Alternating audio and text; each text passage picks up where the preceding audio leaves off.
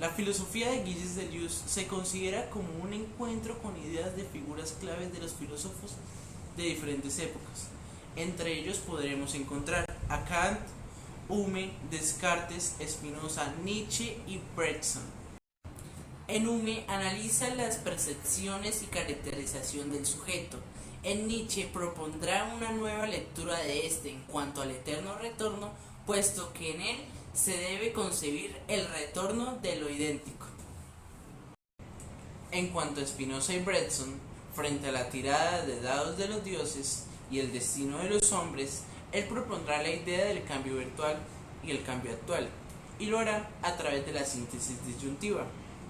Frente a ello, dirá que por el camino virtual y el camino actual se debe explicar la síntesis disyuntiva.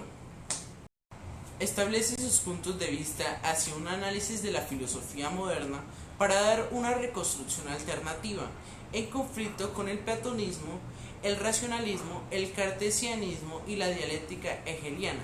Deleuze problematiza el concepto de representación sujeto-objeto y las relaciones de trascendencia, y acuña nuevos conceptos como devenir, rizoma, virtual, agenciamiento basados todos ellos en la misma significación del ser y la inmanencia de la realidad.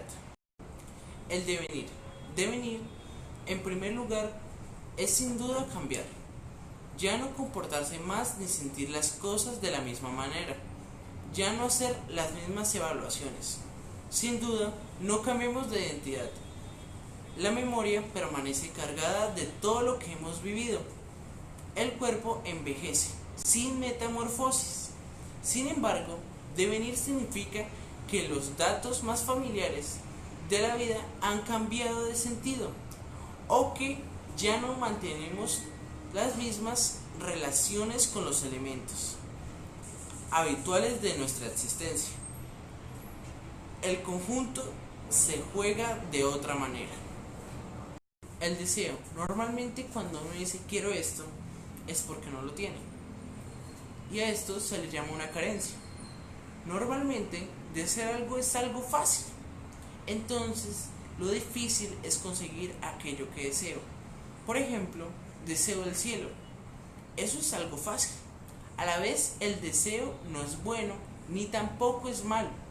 Y esta actitud tiene una consecuencia. Para muchos, pues algunos no desean esto, o no desean tanto, y placer, por consiguiente, la persona se vuelve infeliz.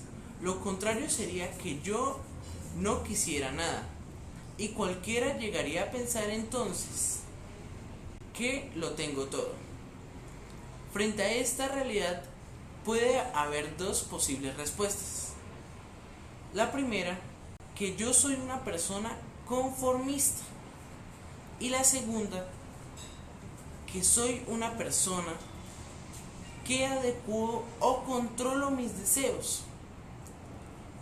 Según Deleuze, el deseo no es más que una carencia, es producción, y entonces lo difícil es desear. Para esta realidad expresa lo siguiente: el deseo discurre por una concatenación de objetos. Rizoma. La idea rizoma es tomada en función contraria a árbol, pues los árboles crecen hacia arriba y de él salen gajos, de los cuales a su vez salen otros gajos.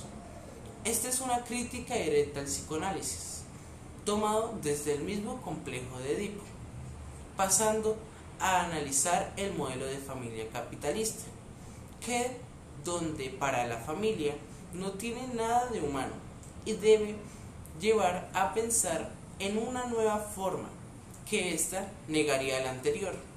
Según Deleuze, para la filosofía, a este modelo no es abarcador.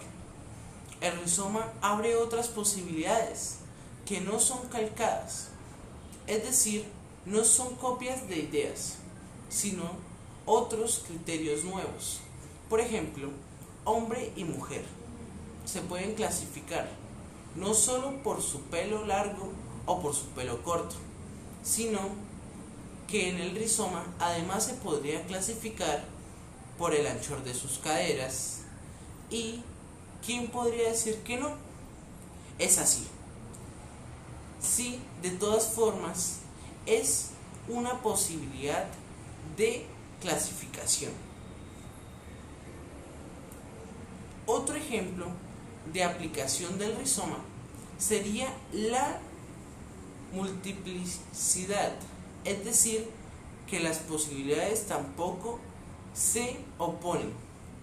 Por ejemplo, cuando leo un libro, ante este acto aparecen muchas dimensiones que están en simultánea y sin que la una niegue la otra.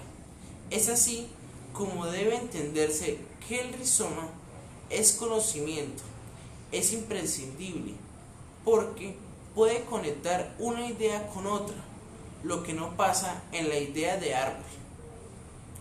En el posible caos que hay en el rizoma, todo toma un nuevo sentido, porque cuando se llega a un punto de fuga, hay posibilidad de nuevo conocimiento. Pues esta es una forma de resistencia que no se opone o no va al choque. Agenciamiento, palabra derivada del verbo latinago agis, agere, que significa hacer, actuar. El agenciamiento se traduce en la capacidad del sujeto para generar espacios críticos, no hegemónicos, de enunciación del yo, en y desde lo colectivo, para contrarrestar las lógicas de control que se le imponen de este modo.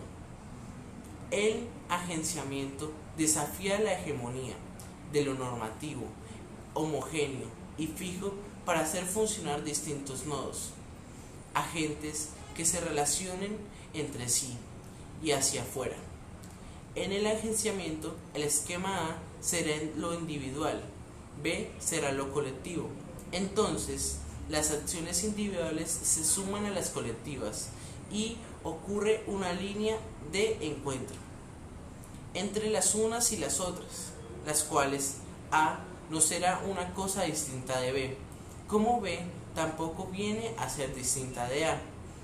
Y en esa relación se forja un devenir, es decir, un cambio, que afectará tanto a A como a B.